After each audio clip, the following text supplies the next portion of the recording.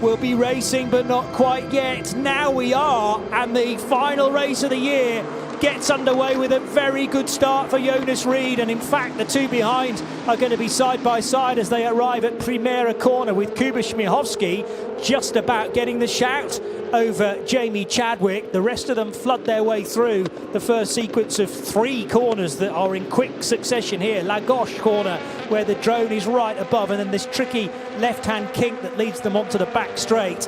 Everyone through in LMP2 Pro Am and P3 for that matter as well. Giorgio Roda's held on to his lead in LMP2 Pro Am, it would appear. Alex Quinn's up to 2nd place already from the back of the Pro Am field. How on earth has he done that? Maybe right around the outside of turns 1, 2 and 3. And some brief trouble, I think, for WTM by Rinaldi Duquesne, but that car is back away and running again. The yellow flag's withdrawn at turn 3, 4.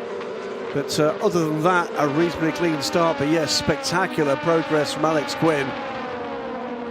So he runs 2nd. That could very easily be the lead of LMP2 Pro-Am by the end of the lap, because Giorgio Roda won't concern himself. It already is. It already is. There you go. Well, to be honest, that's not a fight that Roda needs to get involved with. Why slow yourself down in trying to block or cut off a pro driver? Roda, the bronze, he's in the team deliberately for that fact. And now side-by-side action down the hill out of Portimão corners at the top. It's the dive downhill through the left-hander at 12. And that was the Iron Dames Porsche of Celia Martin, duking it out with Martin Berry's Iron Lynx number 63 Mercedes. Cheers. Alex Quinn, 8 cars passed in 8 corners.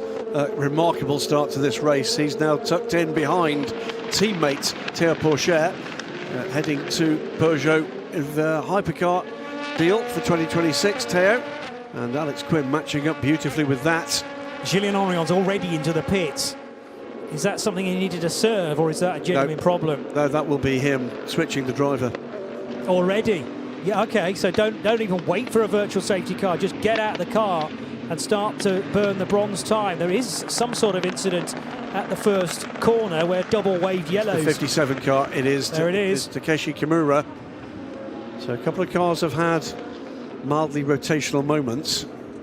Second of them, the second of the Kessel car. Now, this does look just like a driver change, but he's going to need to be rapid with this. They surely are not going to be burning a long stop at this stage. Well, it puts you off the lead lap straight away before you started, so I don't see the thinking there. Further progress for Alex Quinn. He's now ahead of Paul Lafargue, the last runner in the LMP2 class. And I can tell you that the number 15 car is underway and will get to pit exit before the train comes through, but not much before. Yeah.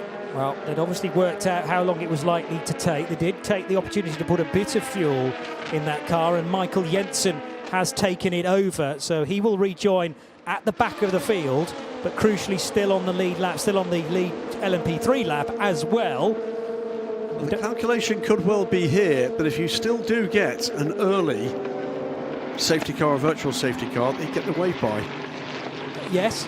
Yeah, true enough. So there is a chance for the field to condense and you wouldn't lose positions relative to the race leader. Still, Martin Berry and Celia Martin are hard at it. The Mercedes just about staying ahead of the Porsche, and Konrad Lausen from the back of the field is about to get his elbows out as well. Remember, Lausen, the quickest driver in car 51, and he therefore had to go into that car from the start, and it's not a surprise to see him hustling those places for 4th and 5th.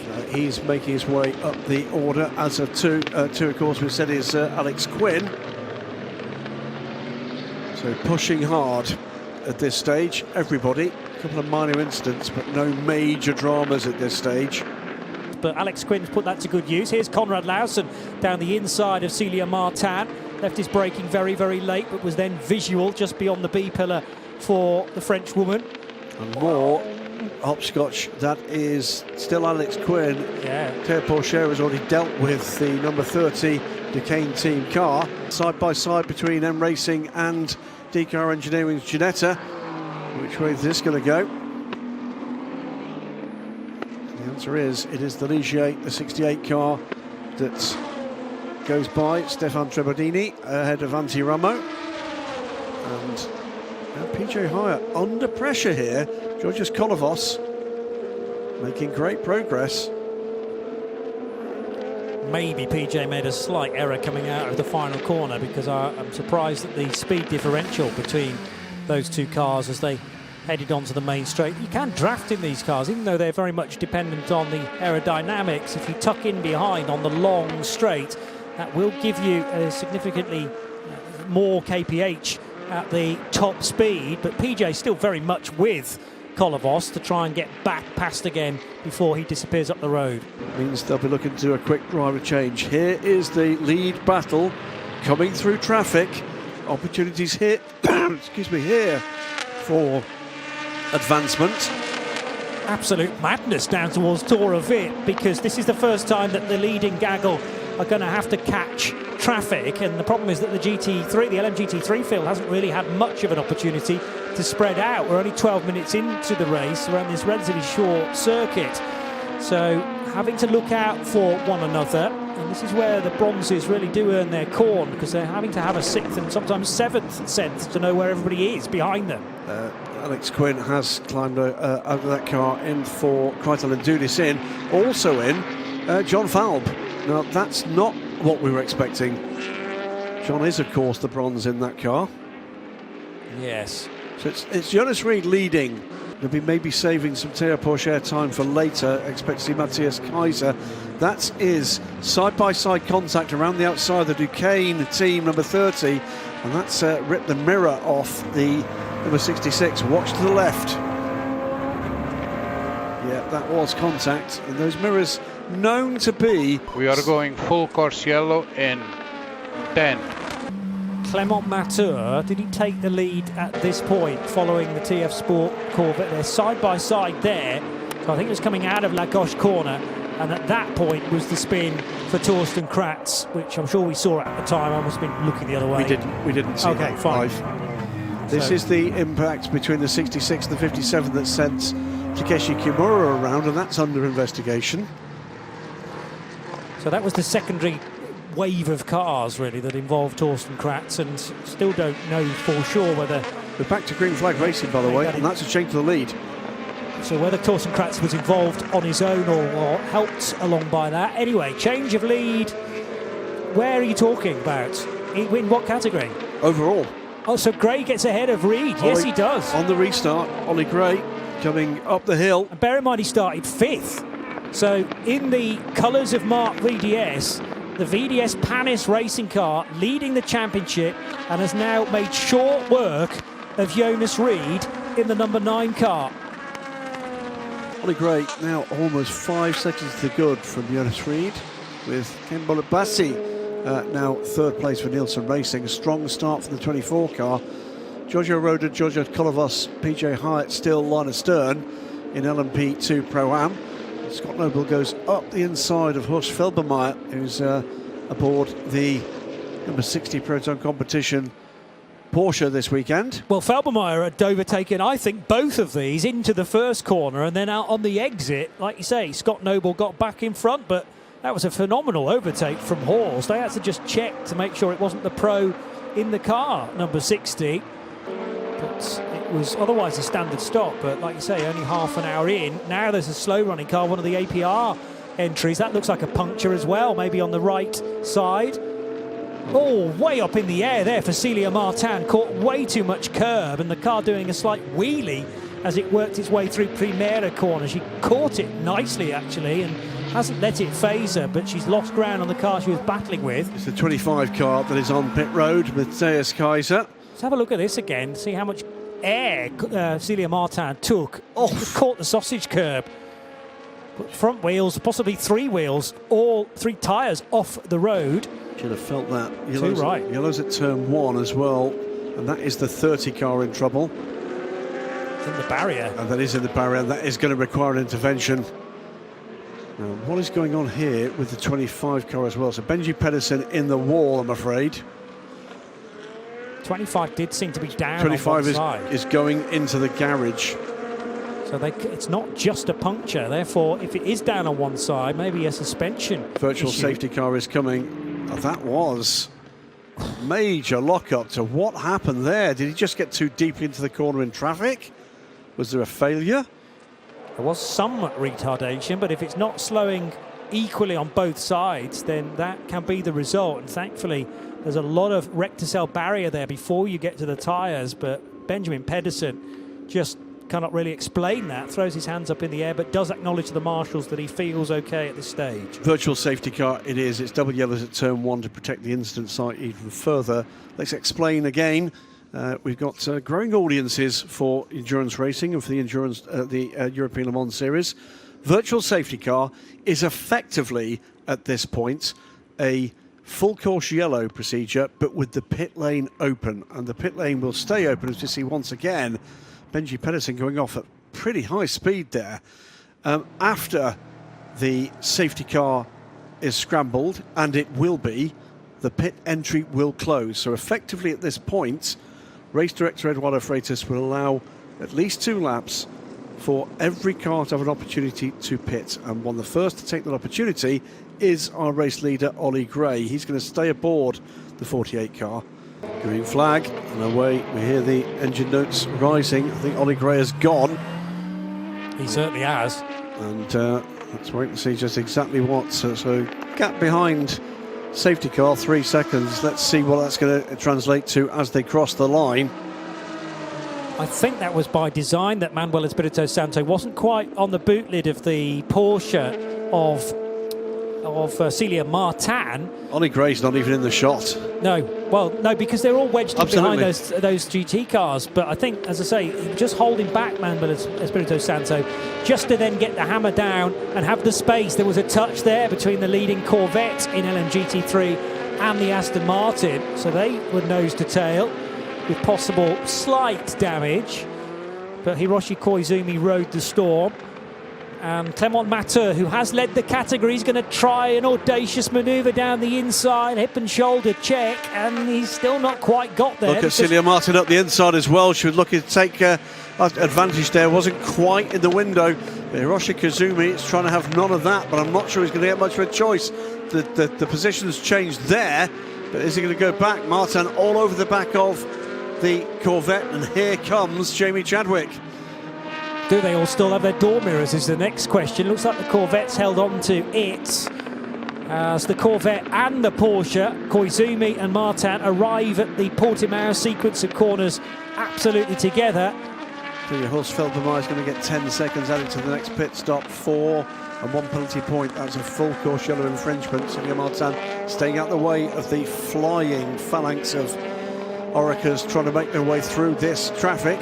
It is Ollie Gray. He is already 4.8 seconds the good after that restart ahead of the 47 CLX Motorsport car. Nielsen Racing's Bonnet Basie is under a second back, and then there's a gap to Jonas Reed leading another train of cars.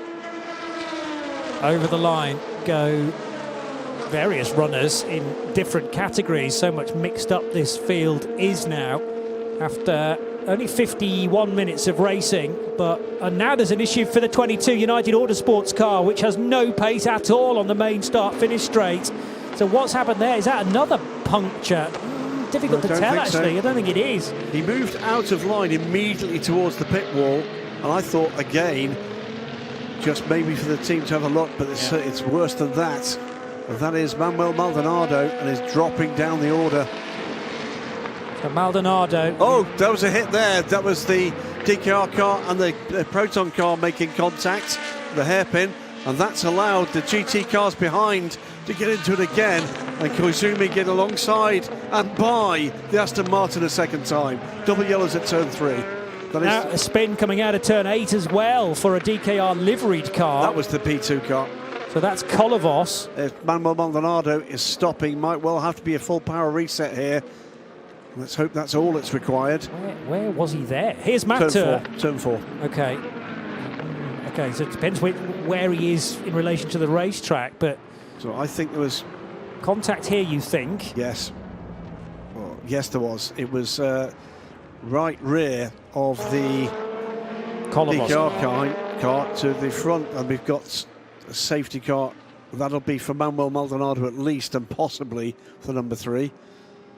And that was Didn't quite see if there was contact there, but you'd tend to think that there might well have been, unless there's damage from that car. Well, that's my other concern. It's already had a hit from Giorgio Roda, and then at, just a couple of corners later, 3 corners after that, can't get out of turn 8, although it did make the turn, but then as Kolovos tried to accelerate, that's popped a drive shaft or something. Yeah, safety car called for recovery of this car and potentially intervention for the 3, although that car is underway. And Ollie Gray is backing the field up almost to walking pace. It's within his rights to do that. But he can't do his brake.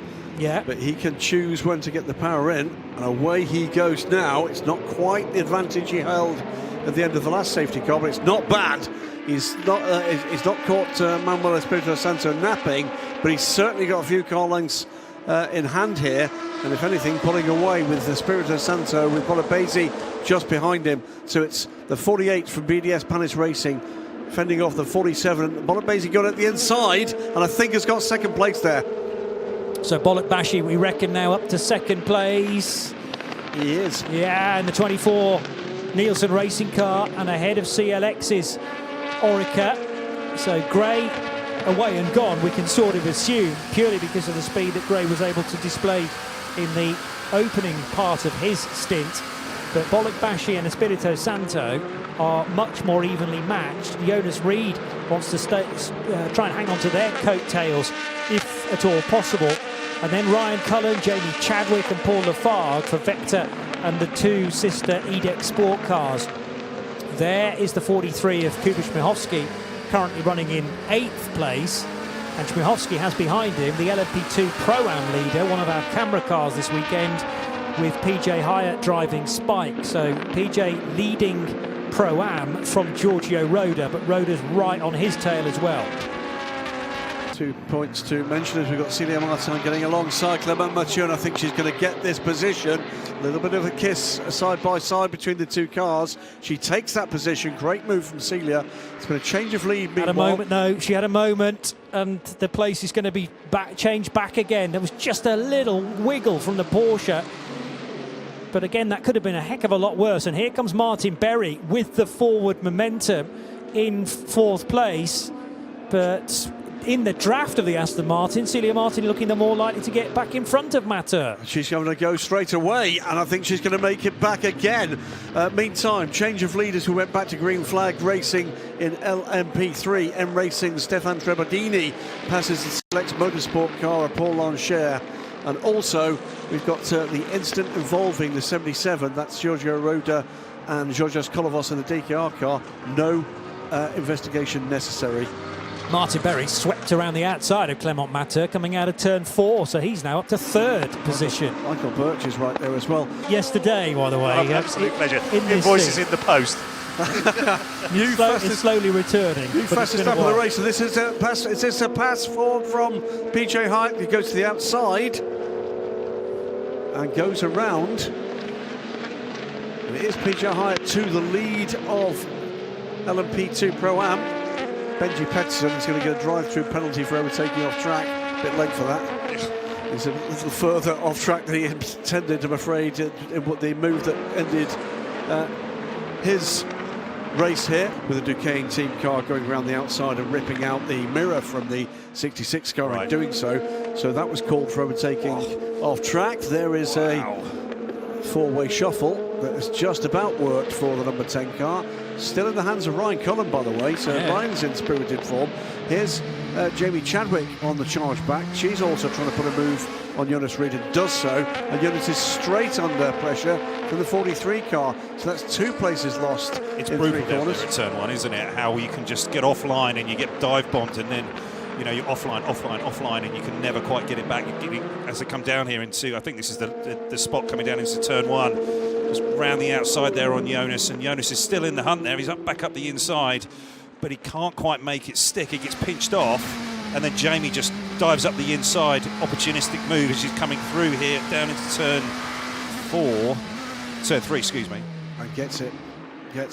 Also seen, by the way, under investigation, not that incident, but another incident involving the Vector Sport car number 10 and the number 18, which is Jamie Chadwick, driver behaviour on the start-finish straight. So they've suffered very little. Side by side this time by the Algarve Pro man up the inside of Jonas Reed. Has he got enough here to make a fight of it into turn one? I'm not sure he does. No, he does not. Yeah, and if the car is still moving around underneath Jonas, then it's going to be through that last turn 15, over the bump there. You're just not going to have the confidence to really commit, flow the speed, and then you're backed up coming onto the front straight. PJ Hire on pit lane from the lead of the LMP2 Pro race, so they are sticking with their fuel strategy at the moment. So we'll expect to see Giorgio Roda in shortly. Yeah, so Cullen had, well, he went to the inside, didn't he, and sort of threw Reed a bit of a dummy, and then eventually pulled off the overtake around the outside. But was he over the white line when that was completed? We've got the wrong angle, to be honest, from the cameras that we are fed from the truck, and the cameras on the outside of the circuit don't really do us any favours. Now, Jamie Chadwick watching. Oh, wow. No. Oh, no. That's a real shame for Tim Kresick. He was having a blinding race, and also now in the gravel. It's Ryan Cullen. So that was just very messy. Jamie Chadwick goes to the inside. I think she thought was going to close the gap. Drives off track. I was too busy watching Jamie. Did he hit the contact? Yeah. The way the 88 went round, I'm sure. Yeah, there was contact, but it was from Cullen. It wasn't from Chadwick. No, Chadwick was off the track at this point. I think Cullen was too busy looking at Jamie. Right. Yeah, I think it's exactly what's gone on. Those two have got hooked up into their own little feud. Jamie has pulled out of another potential bit of argy-bargy, and Ryan, whilst watching where Jamie was, had forgotten there was a P3 car in front. Yeah. And the big loser there is Ryan Cullen. Yeah, that's a tough one. So he thought he could get the necessary turning circle perhaps, or just thought he could use the momentum to run through the gravel. But the problem is that's a gravel trap that then runs uphill. It's not the simplest place to recover from either, though. We'll wait and see what the choice of intervention is going to be here for race control. Watch it again. The 88 just comes across. Yeah, and Ryan's, I think, too busy looking there where Jamie's gone, and then he's tried to drive through the gravel to get through, but once you're in it and it's so deep there, there's no way he was going to make that turn. Well, this is as it went down to virtual safety car. I think people just getting down to the speed. With no major dramas there, the 88 car they're taking a look at. Well, do they now? They might not have had any plans to do a 1 minute and 50-second stop when they began, but turn it into that, and that's a massive win, isn't it? Whilst everyone else is doing 80 kph, you're doing one of your long stops. Yeah, but there will be the opportunity for everybody else to do it. The only problem is it at a point that's useful to them? Yeah, fair enough. Oh, that was a brush side by side. Jamie Chadwick right at the wrong point as well when you want that contact. Absolutely. The car is light and it's unloading, and you're just sort of waiting for the car to settle again. You get a bit of contact, and that just sends you even wider. What will eventually be a replacement for the venerable RCF Lexus. Don't see that car being replaced in the coming season in the WEC by the, it seems, somewhat delayed replacement car. Just stay off track just for a bit longer. Yeah, there's an awful lot pouring out at the back. Also, the car was bumping around, and I was a bit concerned that more of it was broken, but I think it's okay. Yeah. Ryan will be able to tell that over the next few corners, although obviously at a much reduced pace. Now Masson hits the loud pedal and actually reacting pretty well to that. You expect nothing less from someone like Philippe Albuquerque, who's a local boy, of course, as well, from Coimbra in the north of Portugal. And they have gapped the cars behind. They certainly have. Those two. That's Andrew Gilbert in the Kessel 74 car. You're not allowed to overtake until you get to the line, are you? So Nick Yellerly was trapped there. Had to wait until... trouble. There's a problem for the number 12 car, which has been in the wars for most of this race. Torsten Kratz with no power in the WTM by Rinaldi car, and that was just before he headed onto the main start-finish straight. While you're looking at the shenanigans here, I'll tell you that the team manager of the leading car has been called immediately to race control. What's that about? That is the VDS Panis Racing team. So we'll wait and see what comes of that one. What happened here to the 12 car? Just didn't have any power. Yeah. All of a sudden. Still, maybe it was still with the safety car speed or the pit lane speed limit that they have engaged. Trouble again for the Vector Sport car. Oh, they're having a troubled time, aren't they? This is Vlad Lomko this time, taking over the car from Ryan Cullen. Also down, aren't they, after they got the car out? Oh, that's the Euro International car. Coming out of Tour of it, which is the hairpin at turn 5, and it looked like it maybe had a tag because it was in a big moment. So let's try and clear some of this up as... He just spun. I think he may have been hit by the DKR car. They got tagged. So that was Vlad Lonko's moment, which put him on the grass on the inside of La Gauche corner. Back to live action. It's now going to be a drive-through penalty for Andrew Gilbert in the number 74 Kessel Racing Ferrari. The lead car. Yes. Also hearing from Steph down in the pit lane, the preferred fix for the number 12 car is a switch of steering wheel. Which, from another shot we're getting from the 12 car in the pit lane, it doesn't look like it's fixed the problem. But needs to gap that car because they do have a points advantage in number 20. 4 wide. It's crazy. This is the 15 car fighting back, or trying to, after that early delay for RLRM Sports. It's not been there yet this year. Several cars being told to put on headlights, both headlights. They're all GT cars, but one of the cars in that list is the 82 TF Sport Corvette. Either put both headlights on or come in to repair them. I suppose the good news is that Koizumi's still not coming yet for his driver change, so they can look to rectify that if they can't do it whilst the car's out on track. He seems to have more performance. Oh, that's tricky right there, side by side in turn 15. Andrew Gilbert really... That's Fran Roeda now. now. Oh, Fran's in the car, excuse me. Yeah, and side by side with the number 60 car, battling away for, this is 11th place. This is Hurst Felix Felbermeyer. Just goes to show, if you're at the inside of turn 15, it doesn't always guarantee that you're going to get the advantage and it's going to pay off. Usually that outside line, if you're the side by side, usually, and you've got your nose ahead, you usually end up coming out in front as you come up into the front straight. And Fran has served the track limits penalty that was assessed to Andrew Gilbert. He's got it very done. early on. He's got it done. Kadea and the outside. Just cut away at the wrong point there. But yes. Look up the inside of the interior pole as well. The EDEX Sport car is going to make it as well. Oh, I think he's going to hang on around the outside, trying to get it done, but no. Oh, almost a snap there from... The interior pole car is fast on the straight. Look at its straight line speed. You might be able to tow up by him. Run around the outside into turn 1. Be a brave man. It's just muscle slightly wide as the 28 car takes the line. Paul-Luc Chatin did that one to perfection. So the two EDEX Sport cars both go by the interior pole machine. This is how he got it done. So it's coming through turn 12 and then switched back to the inside line to straddle the white line, but still had a couple of wheels in contact with the racing surface, I would wager.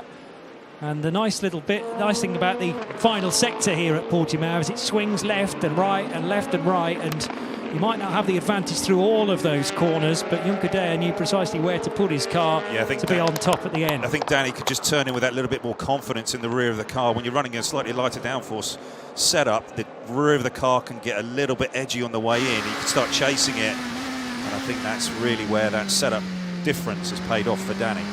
It's extraordinary. Jarvis defending hard, he's gone deep, gone wide. Rally Binder through. And Rennie should now be able to sort of make haste and get away.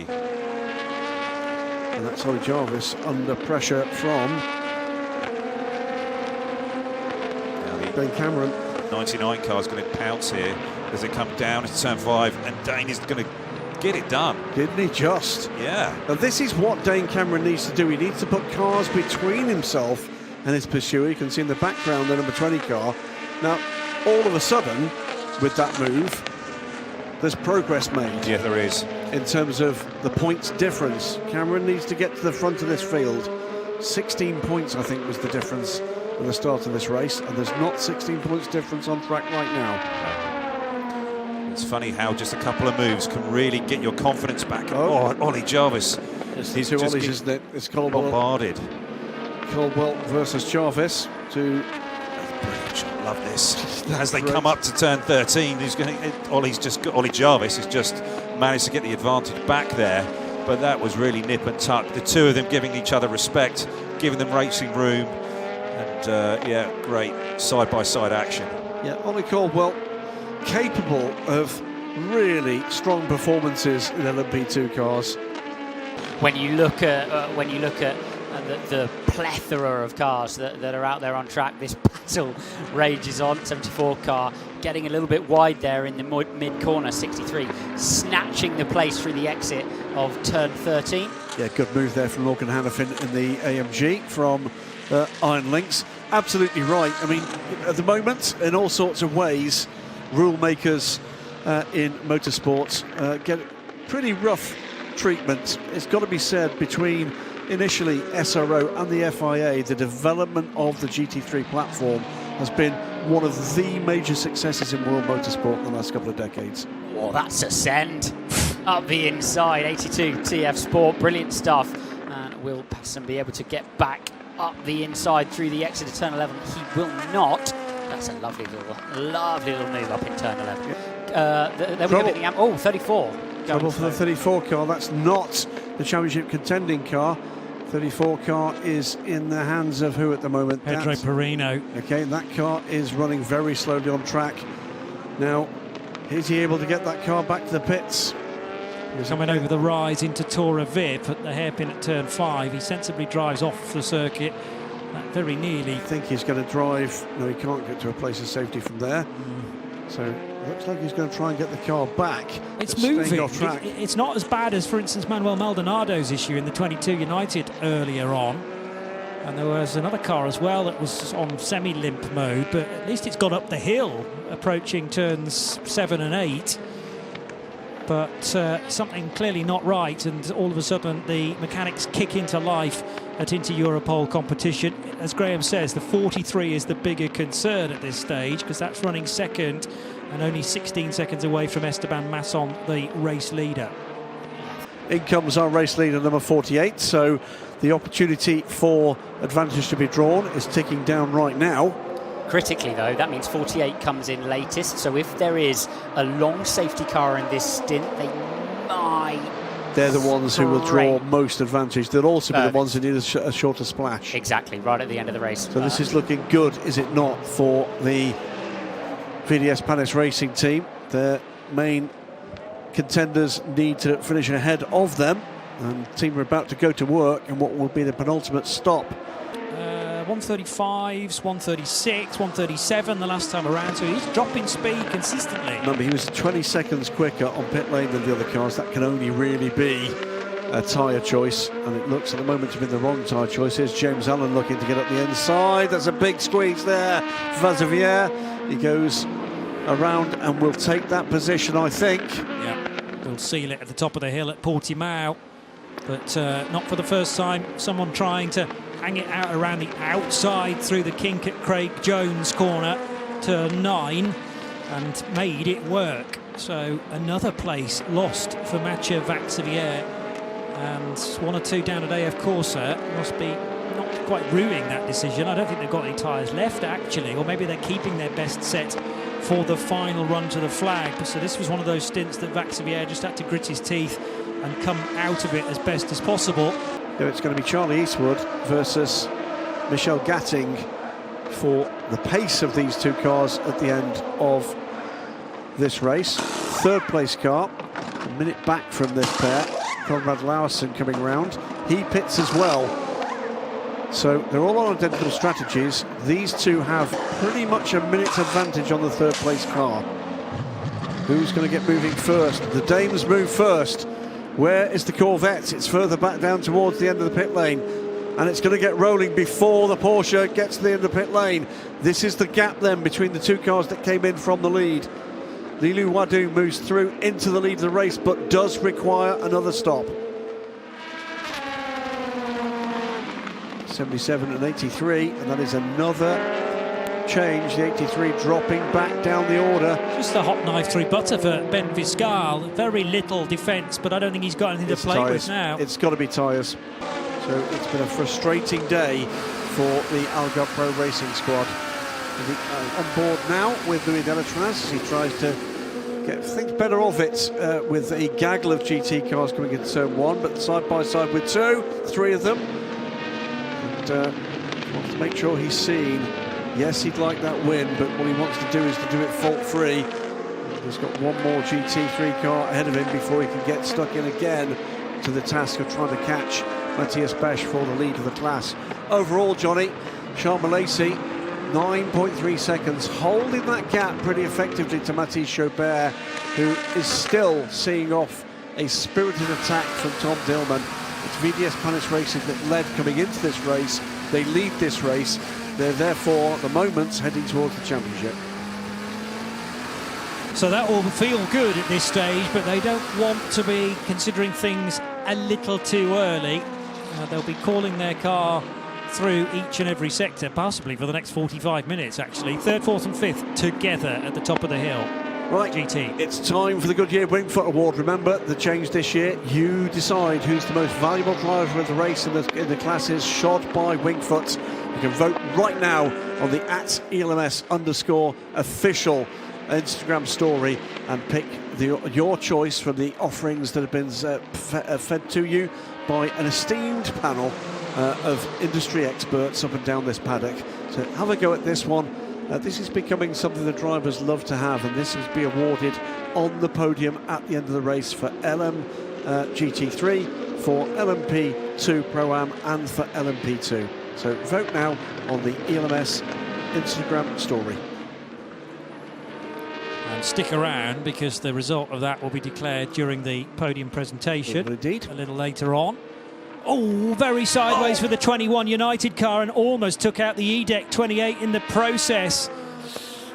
That's difficult to read. I think it was just a bit too much throttle, and all of a sudden the car swapping ends for Marino Sato. Gets a track warning, limits warning into the bargain. I didn't think he caught the curb, but that might have been for an earlier lap. Was it for the previous lap, that? It's quite unusual to get a track limits warning after doing track limits on both sides of the track at the same point. It's a good, yeah, it's a good point to highlight there, but it was certainly in the first sector, because the little orange pastel that appears next to each sector time and then the eventual lap time. Stopped car on the main straight. That's the M-Racing car. M-Racing 68. And that car's been in contention and has led this race more than once. Has got the car back going. So what happened there? Was that just running out of go juice? Canton Antonel in a very sticky spot indeed. Thankfully, he got the car somewhere between pit lane exit and the main racing line. By the way, this is a great battle here. It's the 86 GR Racing car of Ricky Perra under pressure from Michel Gatting and from Wayne Boyd. 2 wide already. This is going to make it 3 wide for the position. Coming down into turn 1 and threading the needle comes Wayne Boyd through the middle and takes both places. Gets the car turned in for turn 1, keeps it on the island and takes 3rd place. What a move from Wayne Boyd. Is it going to be undone by the Porsche trying to stick its nose down the inside? The confusing factor in all this is the LMP3 as well, which arguably the GT cars are slightly faster than in the slower speed stuff. Now the LMP3 picks up its speed down the back straight. 42 minutes to go, that one right there. That's a candidate for pass of the season, Johnny. Absolutely epic stuff from Wayne Boyd, but Michel Gatting's not giving it up. Ricky Perez had to give it up, and he's dropped back behind the 2 of them. Wonder if Ricky is on a fuel save here. It's possible. After the stop from Charmy Lacey. Oh, there's a spin there for the number 83 car. In the hands of Mathieu Vazevier on his outlap. They're not even, it's not even a fuel save mode. They should have plenty in reserve, as now side by side with the Aston Martin and this car that will be pitting in the next 10 minutes or so, the 86 Ferrari of Ricardo Perra. And Perra gets a bit loose up on the curb there, so the overtake is completed by Valentin Hasclot. Manuel Espirito Santo went to the outside line of Charlie Eastwood's Corvette just then, whereas the chasing car, the number 9, to the inside. So for a brief period, Eastwood was surrounded, and now there's a spin for the number 9 car of Capietto. That just shows you how hard he's been pushing then to try and hustle by Manuel Espirito Santo. Lost places. Almost collected Charlie Eastwood, and that has helped, I think, Wayne Boyd, who's now right with the Corvette. You can just see a head there, almost nose to tail. Recovering number 9 car goes alongside Wayne Boyd. That's not going to help his challenge. It's not stopped him, keeps the boot in, and he's tearing off up the hill. And this is a proper battle for the race win in LMGT3. As things stand, it would not make a difference in the championship. As long as they keep it clean, these two will be hoping, these battling LMP2 cars and LMP2 Pro cars, get by quickly. It's a 1 second stop and go penalty for the number 35 car from Ultimate. Not respecting the minimum pit stop time. That was very early on. They did not do another long stop. Here's what all happened. Clip the curb, car's back end in the air, and when it grabbed on return to planet Earth, kicked the car sideways and was lucky not to collect that car. Then championship leading cars in both LMP2 Pro-Am and LMGT3. But look at this, Johnny Palmer, because this is final knockings of LMGT3 in 2025, and both these teams would really dearly like the win. And they'll have one more to go, won't they, at the end of this, because they're now completing their penultimate lap, but with the race leader behind them on the racetrack, there'll be still 4.6 kilometres to decide this, because Milesi's not close enough to overtake them before they reach the finish line. It's just around the next corner. So out of Galp, one more go, and that's possibly where Eastwood is most vulnerable, at the top of the hill at Portimão. And how willing is he to carry on to lead the race? Ollie Gray almost can't look at the screen. I can't blame him. This is a huge moment for him and his career. A huge moment. What a massive part he's played in this campaign. Massive. So through the final few corners, the car bouncing around because Charles Milesi says, I could have gone faster, but I didn't need to go faster. They have been the team to beat in the closing stages of the 2025 season. And Esteban Masson, Ollie Gray and Charles Milesi are the 2025 European Le Mans Series drivers and teams champions, with VDS Panis Racing taking a win to finish it, and they will seal the title in the process. Meantime, a win again for CLX Motorsport in LMP3, a superb, almost faultless season in 2025, so they are runaway winners, sealing it with a round to spare. CLX Motorsport number 17. 29 car of TDS Racing coming home to win this race, but it looks as if it's going to be the 99 AO by TF car that will take the championship. And just the wheel tracks of the LMP2 Pro-Am leading car is the battle for LMGT3, and it's still not done. They are absolutely nose to tail, 2-3 tenths apart. Here comes Matthias Besch to take the win, but it won't beat the championship. That should be going to Spike, the LMP2 Dragon. Looking to see who comes across the crest ahead in the LMGT3 stakes, because they're very close now to the end of the race. And it is TF Sport, the gap, 0.364 of a second. They were almost neck and neck. They were side by side, one car to the pit wall, but that's Rui Andrade already celebrating with all his family. And there's the PJ Hyatt car, the 99, which was a season completed by Louis Delatraz, with Dane Cameron in that lineup as well. And Spike the Dragon, I wouldn't be surprised to see a couple of fireballs from the nostrils of that LMP2 car now to celebrate, because they've been riding that Dragon spectacularly well all year. And a big name from US racing descending on Europe and taking the title, not necessarily by storm, because we'll see in a moment what the championship points tell us, but it's a handful that give the 99 the advantage by finishing second. Well, in terms of the overall race results at the moment, let's stick with those for right now. It is VDS Panis Racing that take the win, 5.5 seconds ahead of the 43 car from Inter Europol competition and the 18 from eDeck Sport, who started the season so strongly. TDS Racing take the win in LMP2 Pro-Am, 5th overall, ahead of AO by TF, and Nielsen Racing complete the podium in the 27 car. In LMP3, CLX Motorsport fend off a race-long challenge from Team Virage. DKR Engineering, I think their first podium of the season in the ELMS in the Ginetta. So that's a great result from them. And in LMGT3, TF Sport, confirming they're the team's champions for CLX. TF Sport and the Corvette take the win from United Autosports in the McLaren, and the Iron Dames complete the podium in their Porsche. There's the result from today then, and that gap that was narrowing between VDS Panis Racing and Inter Europol competition, I don't think was ever a threat for Charles Lacey. He knew what he was doing, but Tom Dillman was giving it everything, make no mistake about that. Matisse Jobert and Job van Houten together third and fourth, both for EDEX Sport. And the win in LMP2 Pro-Am going to Matthias Besch for TDS Racing and the rest of his crew in car 29. LMP3 win, another win for the season for CLX Motorsport in their championship winning campaign, number 17. And the 82 TF Sport car win a championship in style by taking their second win, the final race win of the season.